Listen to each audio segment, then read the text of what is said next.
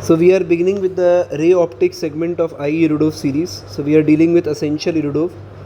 So in this series we will begin with problem number 5.13, which is the first problem which we are taking for ray optics.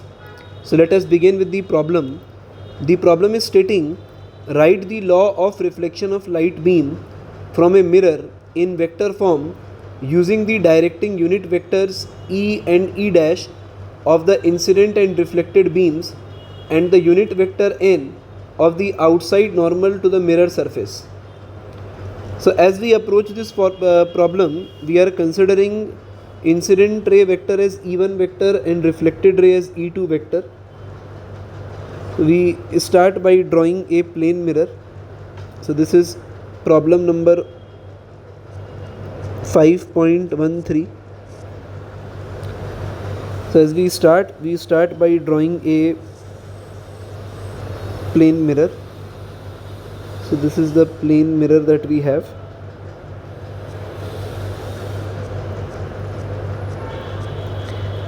Now on this plane mirror, which we mark as M dash, we consider an incident ray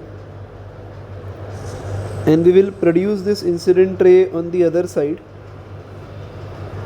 So we are considering this one as incident ray. We draw a line of normal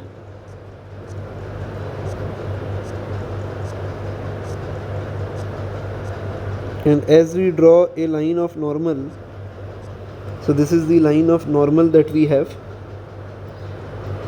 Then we construct a reflected ray, and now we draw a line parallel to this line of normal over here, which is cutting the incident ray produced forward and the reflected ray. So this is cutting the incident ray produced forward and the reflected ray. If we mark the diagram, then this is the incident ray, this is reflected ray, and this is incident ray produced forward. When I say incident ray produced forward, we can also consider this as dotted line, but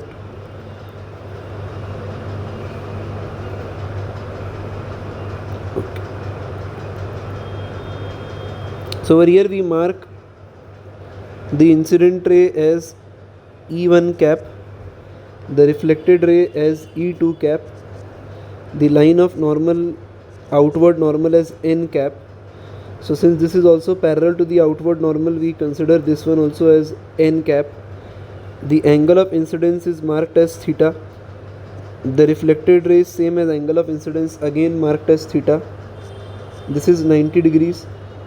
This is again angle theta and angle theta, as the line N cap are parallel to each other, so these are alternate angles. Next, what we do is we name the points which is making this triangle. So we are making it as A, B, C and D respectively. So this is how the initial setup looks like. Now we proceed with the basic part.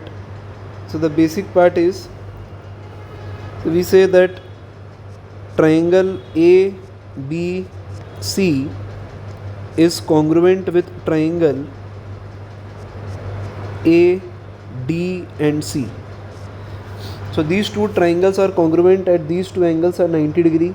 The two angles are theta and we have a common side AC. So triangle ABC is congruent with triangle ADC, and hence we can say that the side length AB is equal to side length AD. We can also say side length BC is equal to side length CD. We can say side length CD is equal to twice the side length BC.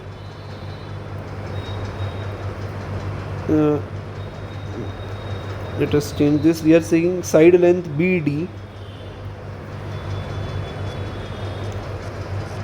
is equal to twice of BC or twice of CD. So these are the basics which we can conclude from this triangle that we have. Next, what we do is we come to write the triangle rule of vector addition. So if we consider this one as a vector AB vector, this one is a vector BD vector, and this one is a vector AD vector. So I can write from triangle rule of vector addition that if two vectors are in order, the resultant is third side but in opposite direction. So sum of AB vector and BD vector is equal to AD vector. And then we can write this vector in this form, that this vector can be written as magnitude and direction. Again, AB vector can be written as magnitude